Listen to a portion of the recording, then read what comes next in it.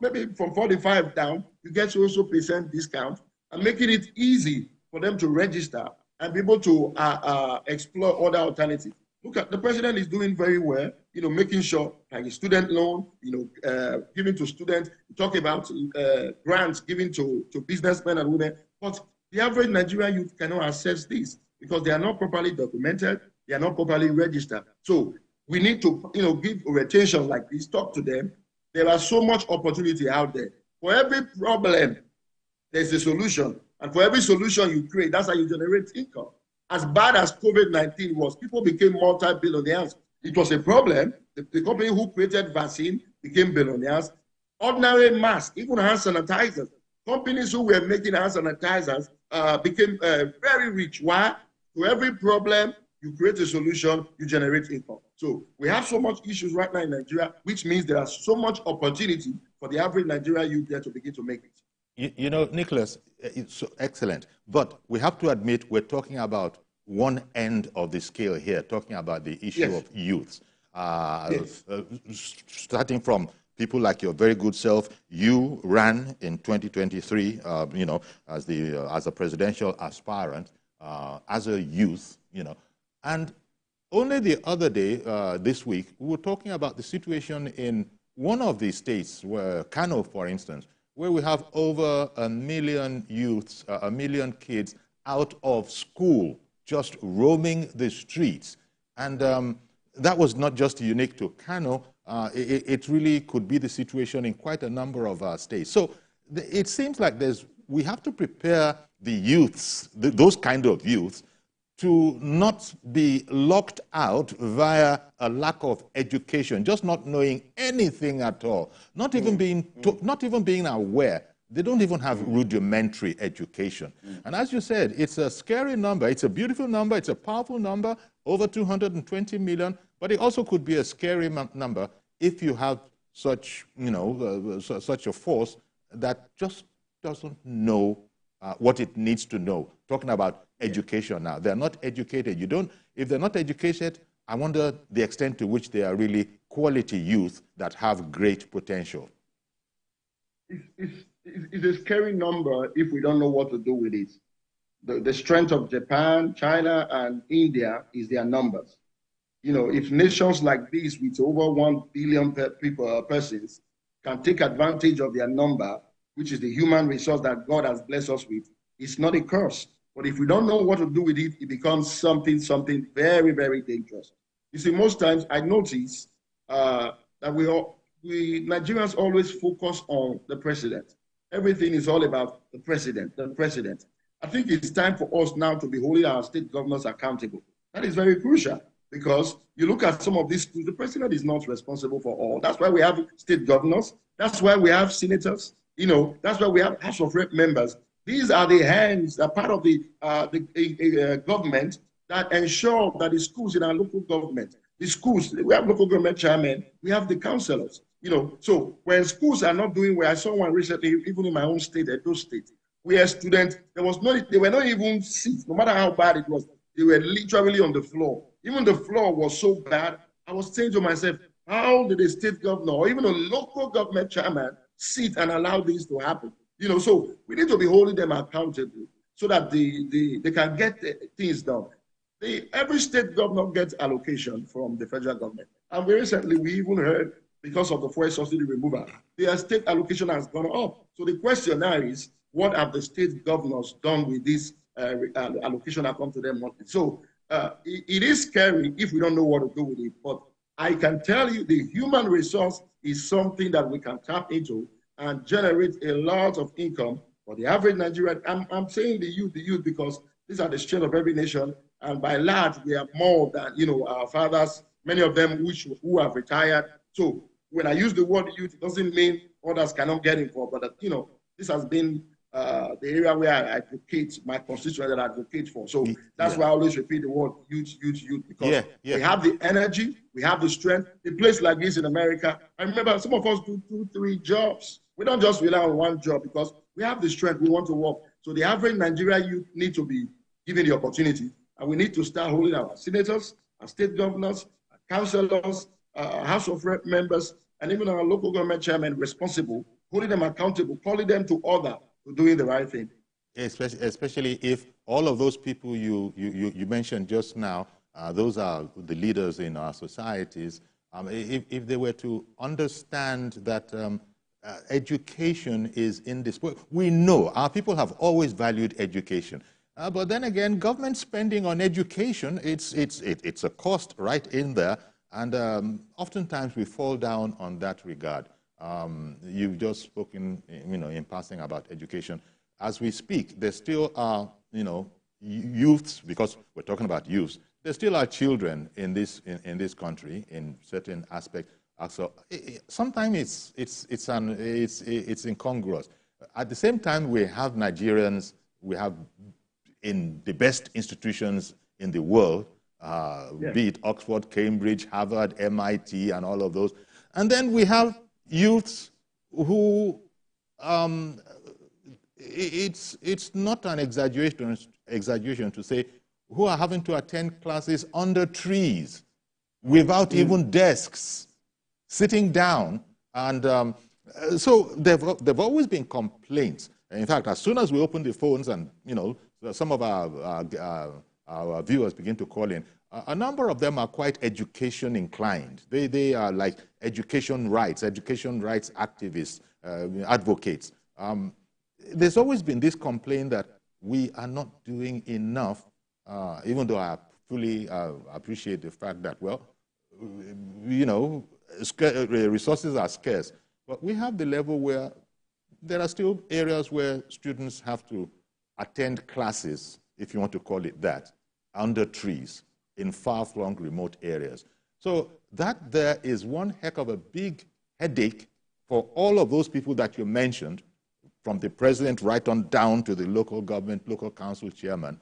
And I don't know the seriousness with which we're addressing it, and as long as those who are in charge, well, they're good. Even if it is tertiary, they'll be able to have something for food. But the tomorrow, the youths of tomorrow, the difference between being, an armed robber, a criminal, and being a creator, being an innovator, being an entrepreneur, it looks like it's all in the orientation that these youths have. You see, we must start creating an enabling environment for the average Nigerian to succeed. You see, God has blessed us as a nation, as individuals, as a race. I'm telling you, God has really blessed us. As bad as it may be for us, in Nigeria, even the educational sector, we still try when we go abroad. The average Nigerian, I can tell you this, our professors in schools, as they hear you are in Nigeria, they don't play with us. We can be discriminated on the street because maybe you're black, other things can happen. But as soon as it comes to education, the average Nigerian excel, they succeed. For example, I left Federal Polytechnic. I studied electrical and electronics engineering with my ND. I left with a pass. I got to America. I left school with a 4-point GPA. I graduated with distinction. I was an honor student. And I said to myself, they saved me, but the environment was more conducive. I got, my school fees was paid. I had time to study. I got financial aid. Student loans were there, just like the president has proposed. All of these things, they make us do extremely well when we leave the shores of Nigeria. So we are blessed as a nation. I think we need to start cultivating. We need to start creating a well-enabling environment for the average Nigerian youth to succeed. The human resource is a great blessing. It's not a curse. It becomes a curse if we cannot harness it, if we cannot take advantage of it. And that's why I'm glad the leg the president is taking, getting investors on board, getting things that will keep the average man working. For us as a Nigerian youth, and even the women, I think this is the first time we have gotten it right. I don't believe we can complain that youth have not been brought on board. And that's why I will admonish every young man, every young woman out there who have had the opportunity to be given an appointment to win an election as youth. We have been shouting, clamoring for youth. Now we have it. We must do something with it. We cannot go and sit down. The president has given us we cannot complain. We've had more than enough, like we have never seen before.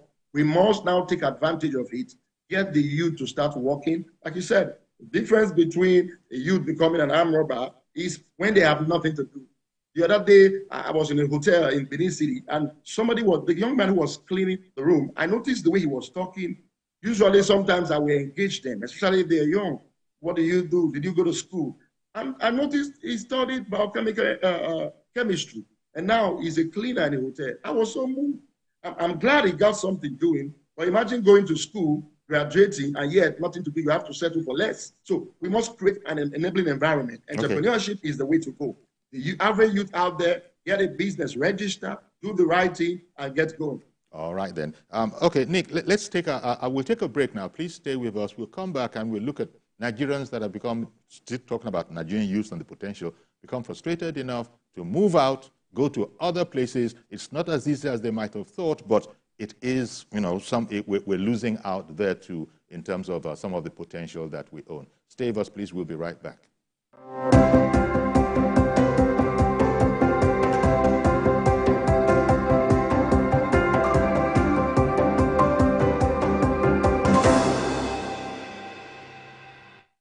Experience information and entertainment like never before as TVC Breakfast takes your weekends to a whole new level.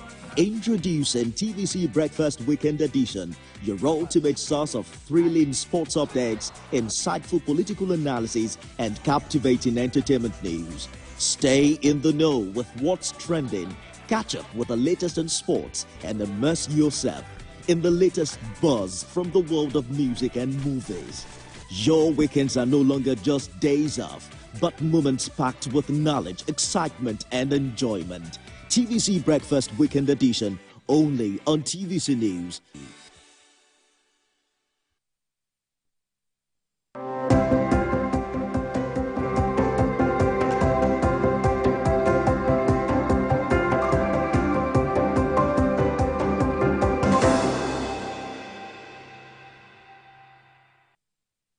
Okay, welcome back. Our guest this morning is Dr. Nicholas Felix. He's reaching us from New York, where he's based. He was the youngest APC presidential aspirant in 2023 and Deputy National Youth Coordinator of the APC Presidential Campaign Council at the time. He's a successful entrepreneur. And so what we're doing now is that we're looking at the untapped potential of Nigerian youth. Nick, let's this time sort of cast our gaze on another aspect. Youths are moving out of the country. They got frustrated. They're looking, over the fence, and the grass does appear greener on the other side. And so you have most moving into Canada, moving into the US, the UK, even Finland, wherever we'll have them. Youths are just moving out. But then we're getting reports that it's not as easy as people might have thought.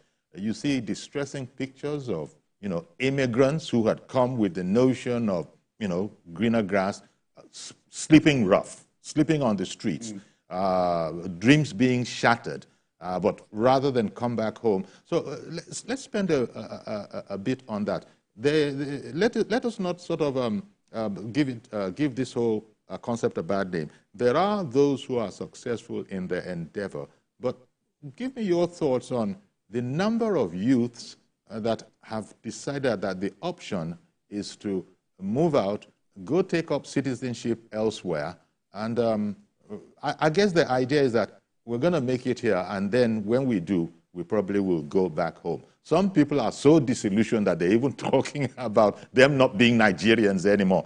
Such miseducation will be righted later on, but that's the way they're feeling for now. Yeah, you see, of course, such statements come out of anger and frustration. No matter how much you disassociate yourself by blood and by birth, you're still in Nigeria. I won't blame any youth out there who want to, like we call it, the Japa syndrome, who want to leave the shores of the country. And I must tell you, I've also seen youth in Nigeria who would tell you they don't want to leave. And most times, such youth is because they have something going on well for them. Nigerian youths are leaving because there's nothing happening for them. No job, insecurity plague the nation. At the end of the day, most times Nigerians in the diaspora return back home. You see them spending money, especially Christmas is coming. You're going to see a lot of Nigerians come on board. Some will come with cars. And at the end of the day, they think, oh, I have to go abroad. That's where it is. To the extent you see Nigeria go to a nation like Haiti. What are Nigerians doing there? One of the poorest nations on earth, Burundi.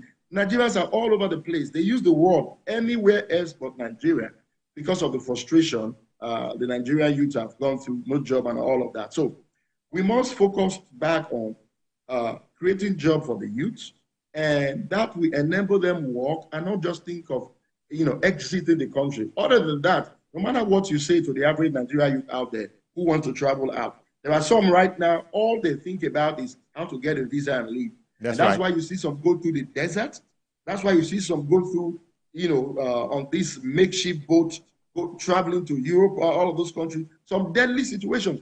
Many don't even make it there. Many down the way. Many get amputated. Things happen to our Nigerian youth on the way, just trying to look for greener pasture. This is very concerning. This is something that we must look into. But again, no matter how much you say it, no matter how much you tell them, don't leave the country, if you don't give them something to do, I think that they will go. Just fall on deaf ears. Yes, and unfortunately, most of them take up menial jobs. Not all of them by any means, but most have to take up menial jobs that they would not have preferred had they remained. But let me bring on Mazi Okora for calling in from Arochukwu. Good morning to you, Mazi.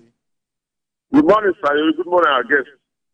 Thank God today is All Saints Day, where the Catholic Church commemorates the All Saints. People like us, but they are saints. All of us are working to be saints. Now, you see, in today's life in Nigeria, some youths, not all, are hardworking. Hardworking in the sense that they are brought with their strength, with their energy.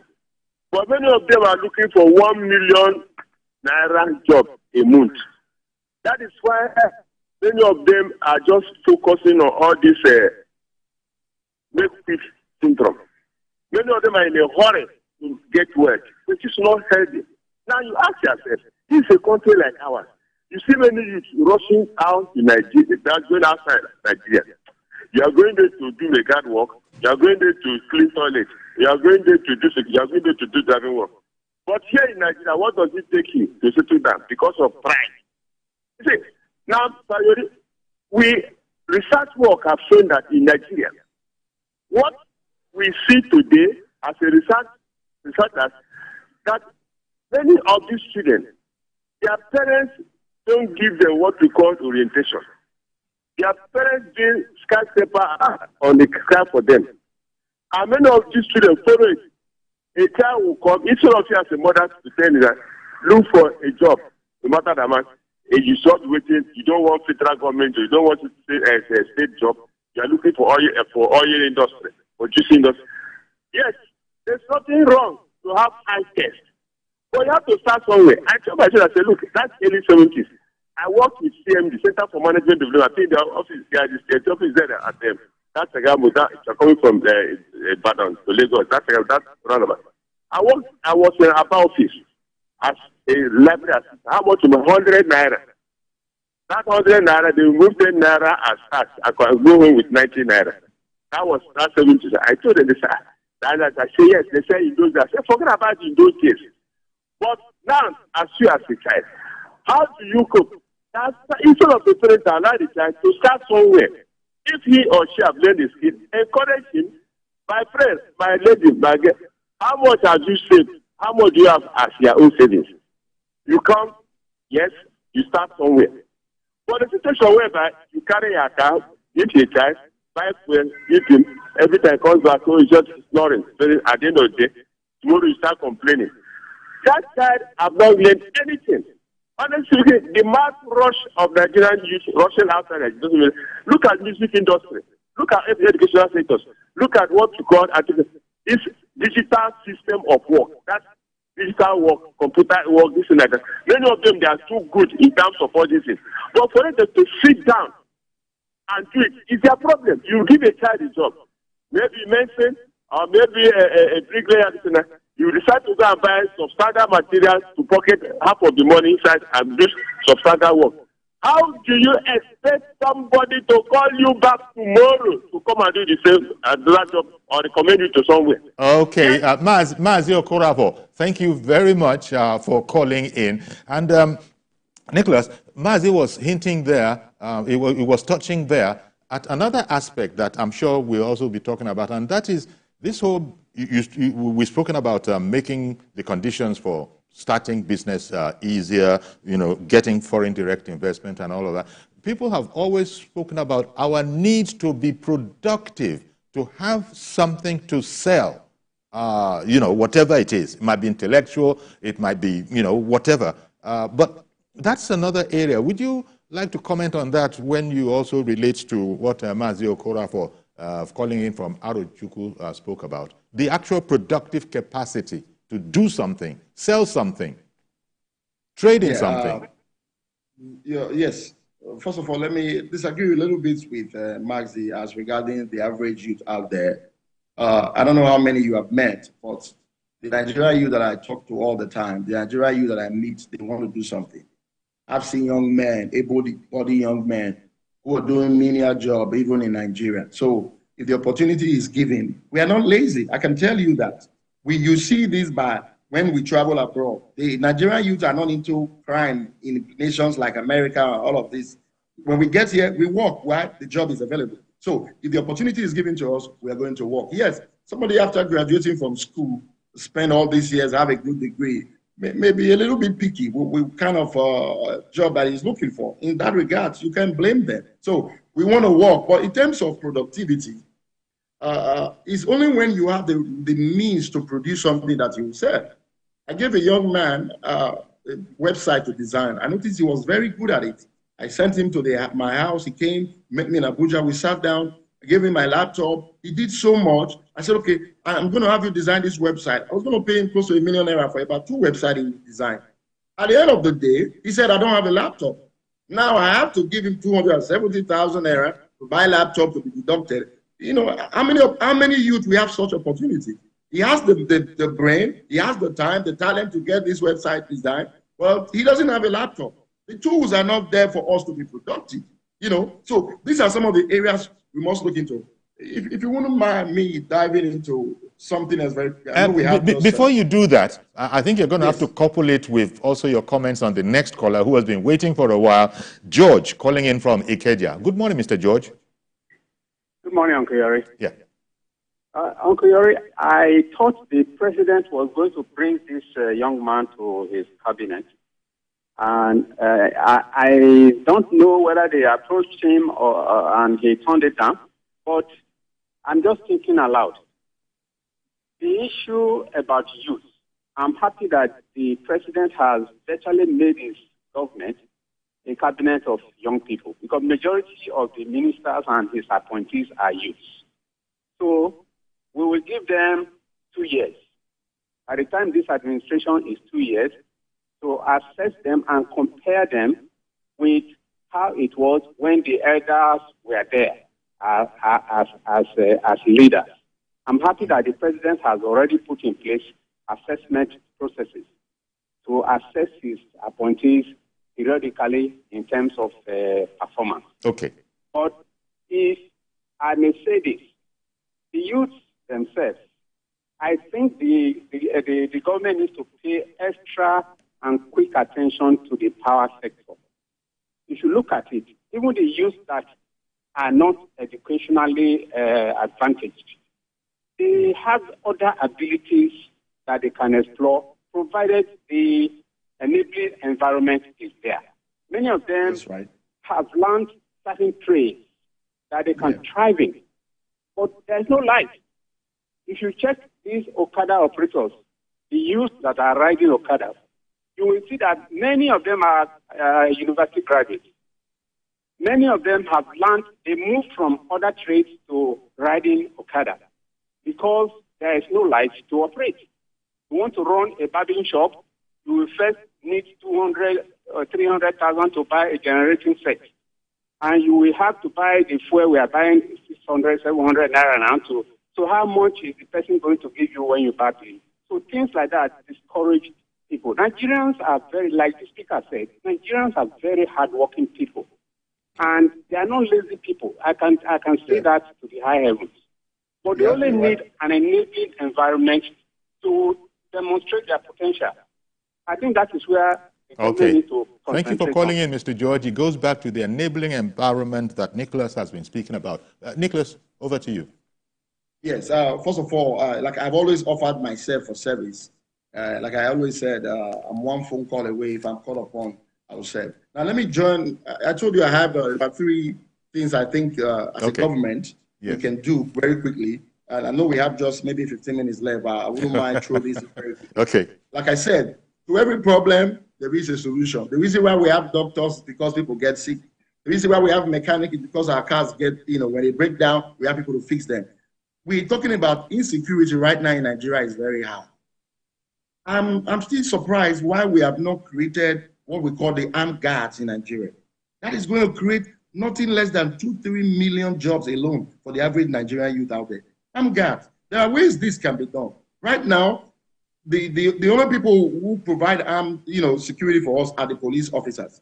And now we're already very low with them. We don't have police officers anymore. All of them have been assigned to rich people who can pay for, which is nothing bad. But this is an area where we can generate jobs, create a lot of employment. How do we do this? There's a long process. Companies, security firms have to be licensed to provide armed guards.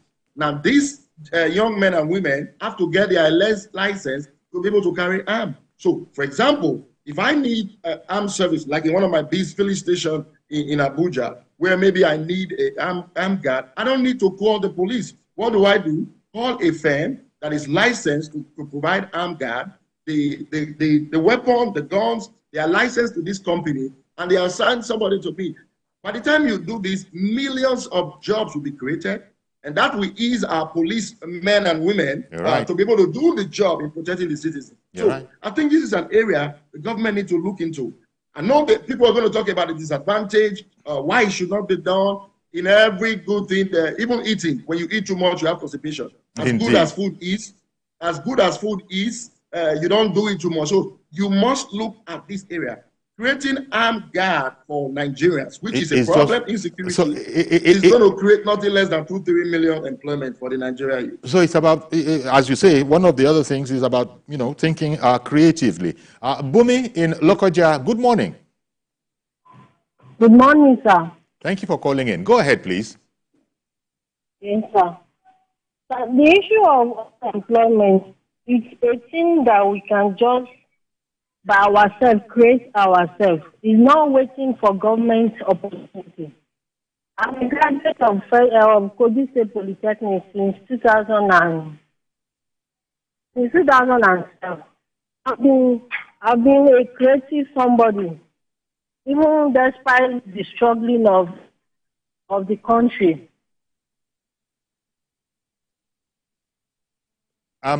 Yes, Bumi. Are you saying that? Yes. We should lean on ourselves more? Is that your point? Yes. Because we shouldn't depend on government alone. Okay. It's not a thing of going to school and acquiring knowledge. You acquire knowledge by yourself and build it for the country, not only depending on someone's opportunity. You depend on yourself and make ends meet. All right. And make employment should there for somebody to achieve. Thank you very much for calling in, Bumi, because it feeds back directly into what Dr. Nicholas Felix was speaking about, creative thinking. Bumi there, calling in from Lokoja, she seems to think that, look, is wondering, are we over-depending on someone else to come and do it for us? Is there potential within ourselves that we are not exercising, exploiting? And you were just speaking about, just think about it for a moment. There are a number of things. Every problem is an opportunity. Yep. Every problem is an opportunity, no matter how bad you think it may be. Once it's a problem, you create an opportunity. And in creating that opportunity, solving that problem, that is where you get your income. And look at it, the taxi driver, the barber, if you can barb your hair yourself, you won't be needing a barber. If you can sew your clothes yourself, you won't be. So every problem we found today in Nigeria is a great opportunity for us to generate income. If you wouldn't mind, I go to the last one. This may be a little bit more controversial. But I'm thinking out of the box. I'm saying to myself, look at the leg the president has taken. The president is trying to get investment down back to Nigeria. Do you know that the diaspora remittance is what you may call the second black gold. You know, oil is our black gold, our main source of income. But in 2021, over $21 billion came to Nigeria for diaspora remittance. 21 billion, where we generated over 41 or 42 billion dollars from our crude oil. And over 50% of what we got from diaspora remittance. And that has been one of the great sources of why our economy is still moving, not just for the oil. What is one thing I think the president can do, or the National Assembly? This was in my manifesto while I was running for president. Oh, okay. I think there should be, I don't know if I would call it a presidential pardon, or if I would call it, maybe the National Assembly would come up with a bill, maybe for 1 year or 2 years, where every Nigerian, whether a politician, it doesn't matter who you are, if you have money abroad, for whatever reason, it doesn't matter, come back to Nigeria with your resources, declare it, no questions asked, pay a 30% state to the federal government. That will bring lot of money back to Nigeria. Okay. President Donald Trump did it in 2017. Okay. Whereby, Americans abroad who have money, and I think he waived or reduced the taxes. Bring it back. In 2018, over $1 trillion came back to America. $1 trillion. We need to think this way. Let me squeeze in Kesandu. Dollars came back to America. So sorry. Say that again? So let me squeeze in Kesandu as our last caller. Good morning, Kesandu. We agree to. God bless you, sir. And happy new month. Okay, please go on. I am interested in the issue of the youth as regards the issue of Nigeria, sir. Because I'm a young man. I feel and strongly believe that the country where we belong to do not even believe in us as young people. That is the greatest challenge we have. And that is why it's as if the country is diminishing. Because a country who do not have succession cannot strive. It is not possible. They do not even believe in our capacity as young people. They will tell us experience and experience and experience. Yes, we love mentorship. We agree to mentorship. But how many of our leaders are genuinely ready to mentor us as young people? They don't want. How many of them want even us to even come to the power and actually partake in the affairs that concerns us as we are the next generation? Uncle Yori, it may interest you to know that I ran for the House of Representatives at the age of 30 last year. This election, yes, of my constituency, Okigwe South Federal Constituency. But you know what? One of the days we had a debate, and after the performance of the debate, somebody said, this young man is good, he is sound, but you know what? He doesn't have the money to do this thing. So I want to thank you very much, Kesandu. I want to leave a bit of, just about a minute or so, for Dr. Nicholas Felix to respond to that. Thank you very much for calling in with that, Kesandu. Some youths might feel that, look, the system doesn't even believe in us. And earlier, somebody spoke about, if they can fix the power problem, a lot of solutions can be found. Yes, I could feel the frustration of that young man, from his voice, that the system, some of our leaders do not believe in us. He is very right. You can't argue that. But luckily, I think this is a good time for us as Nigerian youth. For the first time, we have a president who believes in the youth. Now, I'm not saying this just because I want to support him, because he's my, he's the president and he's president of our party and all of that. No, I'm saying it because the reality it speaks for itself. Do you know the principal secretary to Mr. President is a young man under 30, I think about 30 or 31 years old. When you look at all the SA to the president, they're all young men and women. So I want to believe, the administration just started, I think in 5 months now. I want to believe in the next 1 or 2 years, this effect will get to the state, it will get to the local government, where all the political leaders will begin to see potential in our youth and begin to, take advantage of it. But as young men and women, let me encourage each and every one of you, like that young lady said, do not just sit down and wait for the government. Do something with your time, do something with your energy. That was, I believe that was Bumi who called in from Lokoja. Indeed. Well, thank you very much, Dr. Nicholas Felix. A subject like this, an hour has just flown by as if it was 5 minutes. We certainly need to do this again to keep this whole concept up, the great potential of the youth and the best use to make, how we can make the best use of it. Thank you very much once more, Dr. Nicholas Felix, for coming on the program this morning. Thank you for having me. Good to be here. All right, then. Our pleasure. So that's our program today, then. Please join us tomorrow for a fresh edition. I am Yori Folare. Bye-bye for now.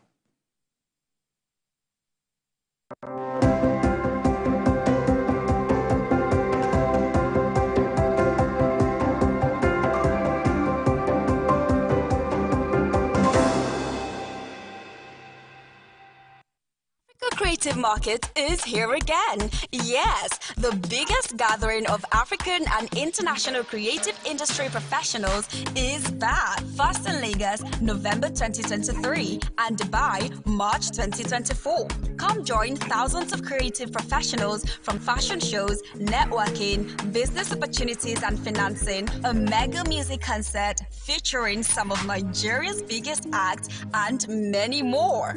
From Thursday, November 2nd to Tuesday, November 7th, 2023 at 21st Century Technologies, Lekki Phase 1, Lagos, Nigeria.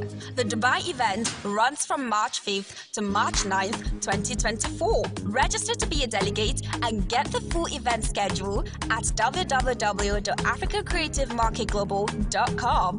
Call the ACM team on 070-362-302-47 or 080-936-77272 for sponsorship and advert bookings.